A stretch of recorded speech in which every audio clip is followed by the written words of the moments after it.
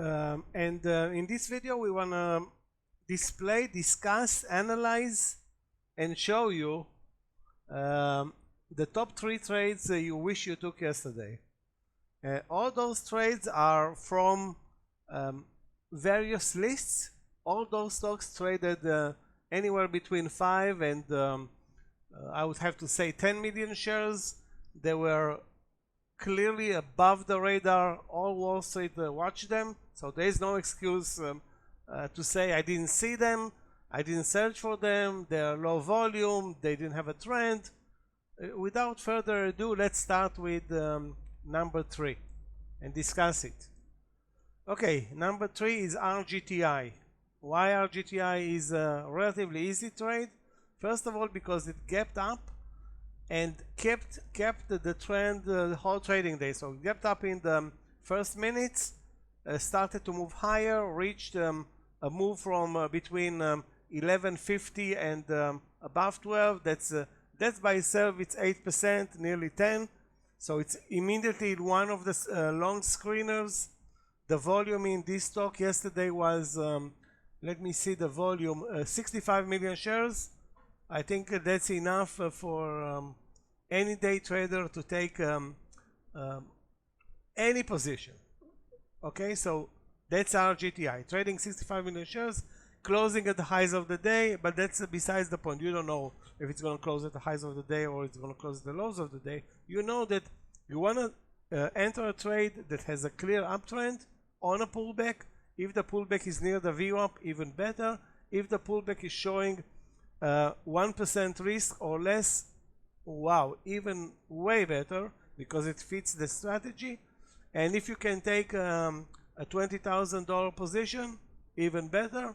This one is an 8% winner, and it closes at the highs of the day. So it fits the strategy top to bottom. Liquidity, perfect. Trend, perfect. Pullback, perfect to the VWAP. Entry point with a 1% of risk, and it closes at the highs of the day. I mean, and it actually shows additional entry points, but we're not going to discuss them because then we're going to really go over our time allotment per each trade, which is 4 minutes. So again, this is RGTI. That's our number 3. Let's move to our number 2. Hold on a second, my mistake. Number 2. Now number 2 is another stock that basically was in the gainers losers list all day, or was in the in our top gainers list, or in our power list. Let's see it, and then we can discuss it.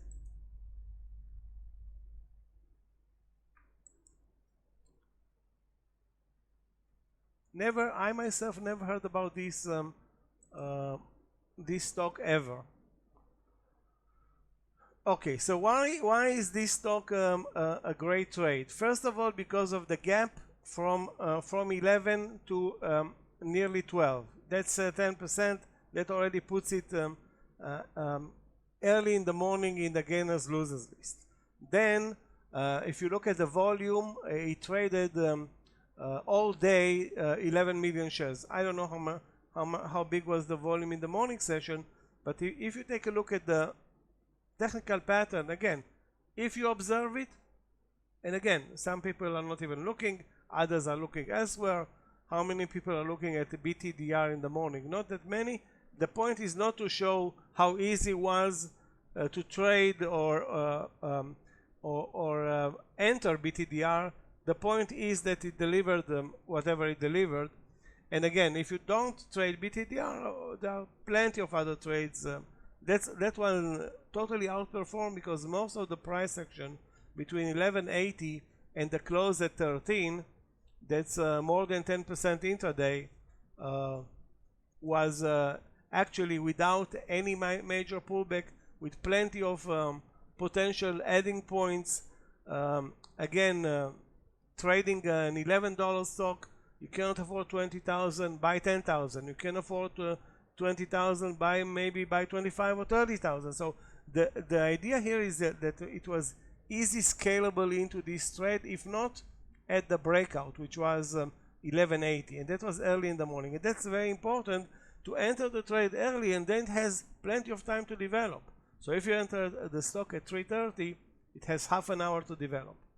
Okay, I know that the last half an hour is super important, but the last minutes are super important, but you cannot compare it to a stock that can develop over 5 hours. So this one, the trade started moving higher before 10:30, delivered 10% plus, never endangered the pullback. And if you want to see an additional entry. Want to stop guessing and start trading like a pro? Join our one-on-one mentorship program. Learn high-impact, low-risk chart patterns, risk management, and experience with live execution. Get expert coaching and one-on-one training and support. Get your day trading green with strategies that work.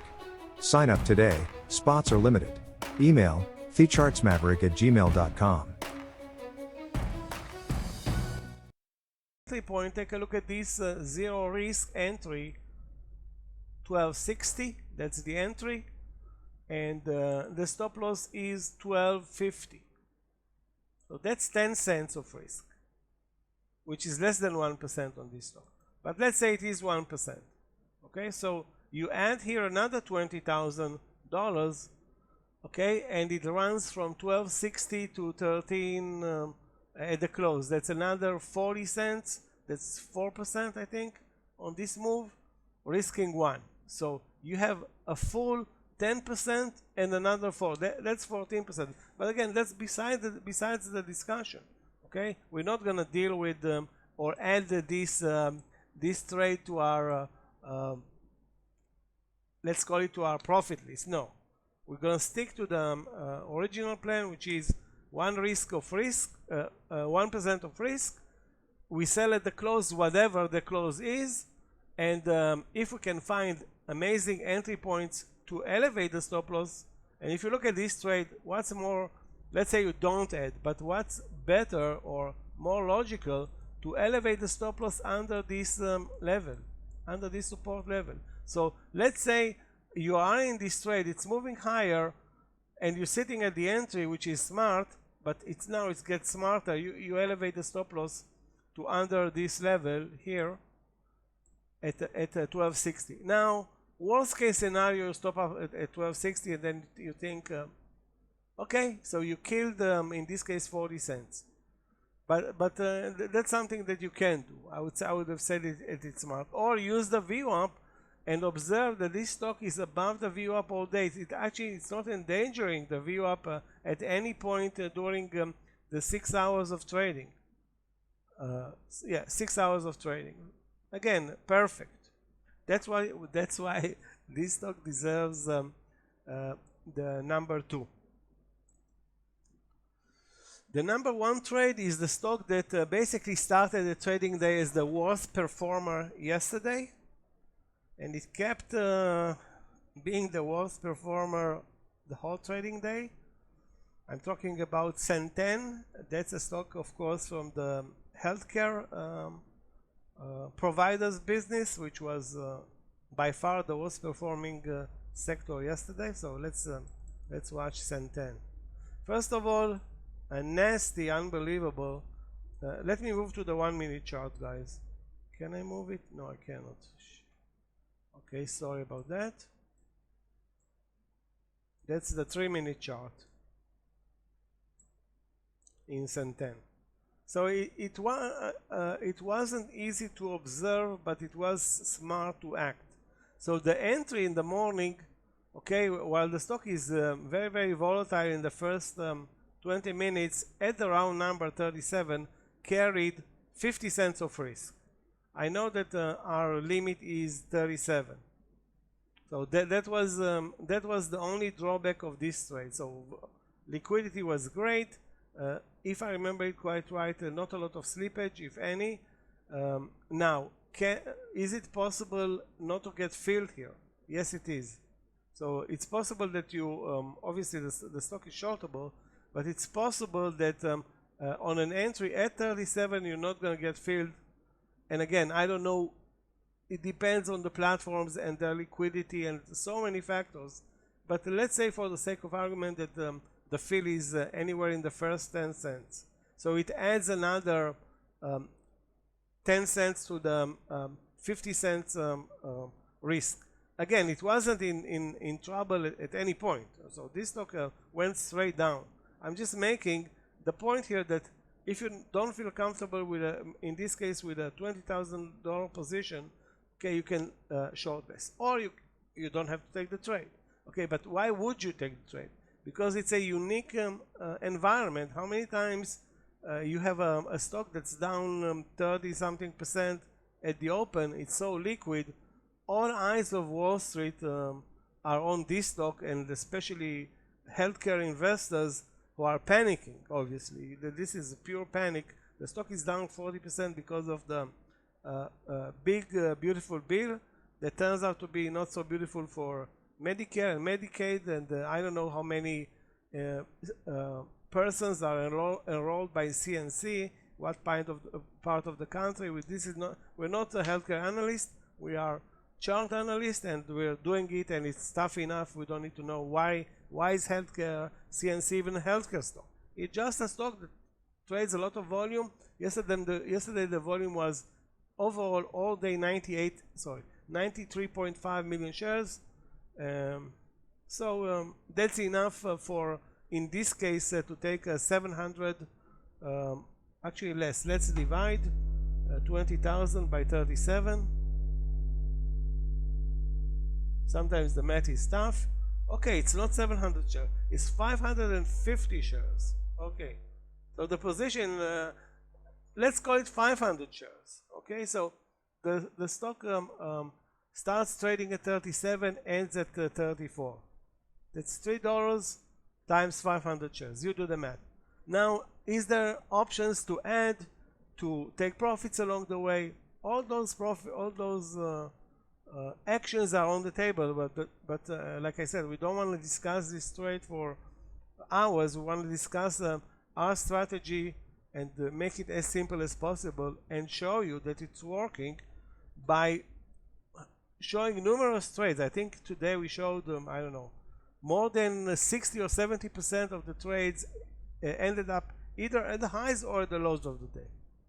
Now again, this is not a must do, because everybody is responsible for its own account, so you can do whatever you want, and that's a recommendation from us, and we are watching charts for like forever.